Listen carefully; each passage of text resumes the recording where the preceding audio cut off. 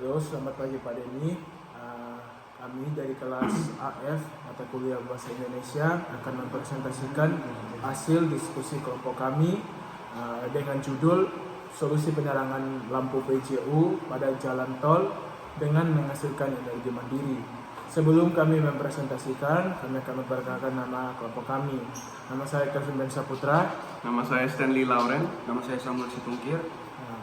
Untuk saat sekarang ini kami akan memulai membaca hasil presentasi kami, yaitu dari pendahuluan. Untuk kesempatan saya berikan.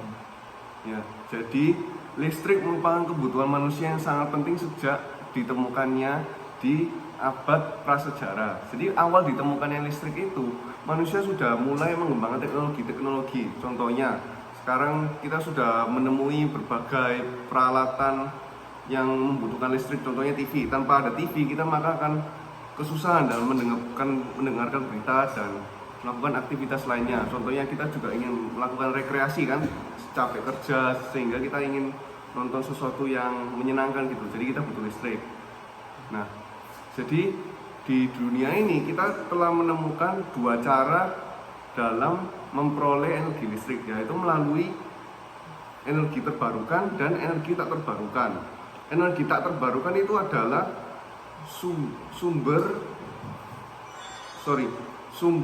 menggunakan sumber alam yang tidak bisa diterbarukan. Contohnya batu bara. Nah, di bumi ini terdapat batu bara. Indonesia itu termasuk nomor 5 pengekspor batu bara di seluruh dunia. Jadi sekarang PLN di Indonesia itu sebanyak 59% itu menggunakan PLTU, yaitu pembangkit listrik tenaga uap, di mana pembangkit listrik tersebut menggunakan batu bara sebagai sumber utamanya. Nah, batu bara itu seperti yang kita tahu itu tidak bisa diproduksi oleh manusia lagi. Itu sudah ada di alam secara alami. Nah, sedangkan energi terbarukan itu energi yang berasal dari sumber daya alam yang tidak terbatas. Contohnya angin. Angin kan sudah ada tanpa kita harus memproduksinya secara manual gitu. Lalu panas itu terdapat dari matahari sendiri dan lain-lain.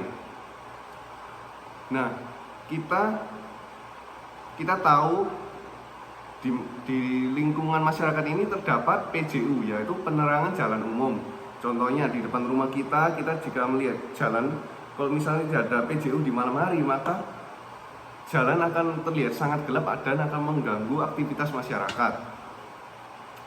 Nah, sistem kerja PJU adalah jadi PLN dari pusat akan menyalurkan listrik ke PJU agar dapat bekerja. Nah, jadi tanpa PLN maka PJU tidak akan bekerja. Nah, karena PJU adalah fasilitas umum sehingga PJU termasuk dalam pajak. Nah, jadi cara biaya operasional PJU adalah melalui pajak yang dibayar oleh masyarakat. Pajak yang saya maksud adalah PPJ, pajak penerangan jalan. Nah, terus PJU itu banyak digunakan di banyak fasilitas umum. Contohnya salah satu contoh fasilitas umum yang paling menggunakan PJU adalah jalan raya.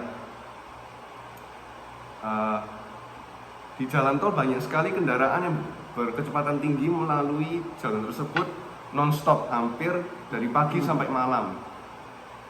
Jika tidak ada PJU maka kendaraan tersebut akan mengalami kegangguan dan bisa terganggu aktivitasnya.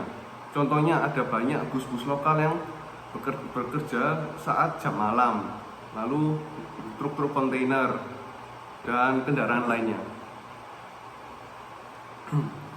Berikutnya yaitu rumusan masalah. Dari latar belakang yang sudah dilampirkan, maka dapat ditemukan beberapa masalah yang dialami Indonesia. Salah satunya, bagaimana cara Indonesia dapat memajukan tingkat kesejahteraan masyarakat dan negara Indonesia. Yang kedua, bagaimana cara Indonesia dapat mengurangi ketergantungan kepada sumber daya energi yang tidak terbarukan. Berikutnya tujuan.